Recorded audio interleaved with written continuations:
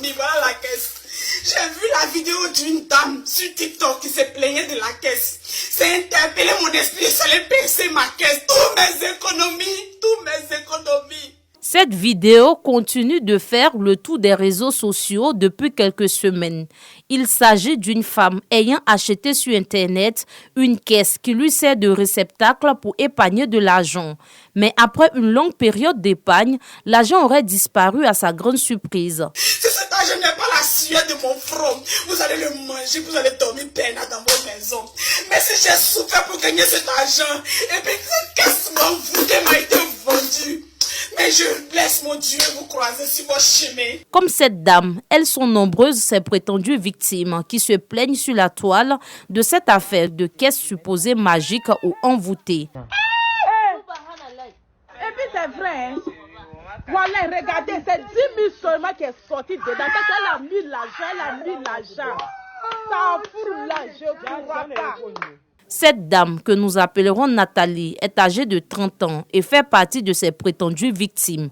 Selon Nathalie, elle a soigneusement bien gardé sa caisse avec une épargne de plus d'1 million de francs CFA. Mais grande fut sa surprise lorsqu'elle se retrouve avec un montant loin de ce qu'elle aurait épargné. Il ne reste plus que la modique somme de 200 000 francs CFA. Chaque fin du mois, il met une somme de 100 000 dans la caisse.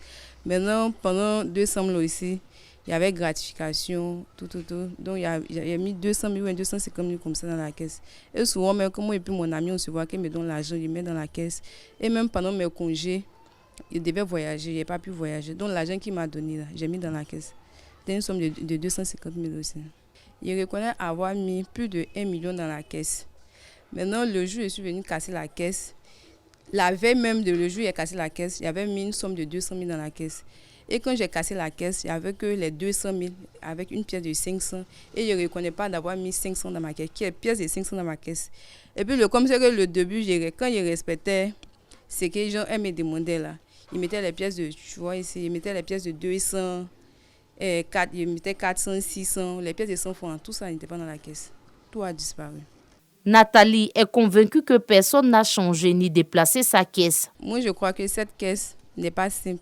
Les gens, je ne sais pas si c'est maraboutage ou bien c'est la magie noire, mais ce n'est pas simple. Mais je suis sûre et certaine que ma soeur n'a pas touché mon argent.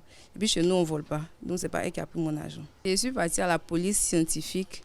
Arrivé là-bas, eux m'ont dit non que, vu que j'ai commandé la caisse en ligne, mais j'ai été livrée. Donc, ce n'est pas eux qui doivent gérer ça que d'aller voir les PJ. Donc, je ne sais pas pourquoi aller là-bas.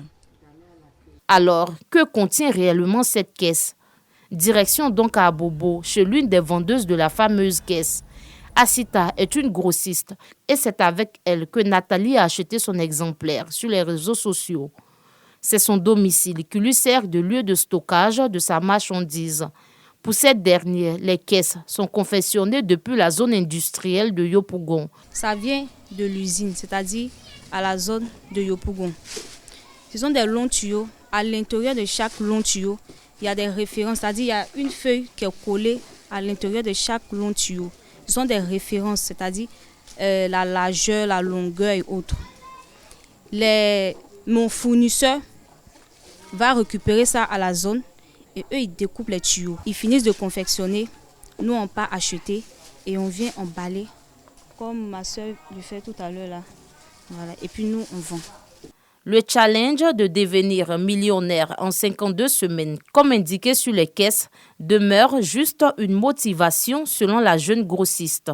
On n'a jamais dit à un client que l'argent se multiplie parce que ce n'est pas une caisse magique. Ce n'est pas un bédou magique non plus. Et ce que tu sèmes, c'est ce que tu récoltes dans cette caisse. C'est-à-dire ce que tu mets à l'intérieur là. Le jour où tu vas casser là, c'est ce que tu vas récolter.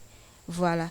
Parce que si tu suis normalement le challenge, à la première mise, si c'est le challenge de 500, quand tu mets 500, la deuxième semaine, c'est 1000 francs tu mets. La troisième semaine, c'est 1500. Ainsi de suite jusqu'à la 52e semaine. Donc moi, je ne sais pas à quel moment l'argent va se multiplier. Parce que si tu mets 500, c'est 500 tu vas récolter dans la caisse.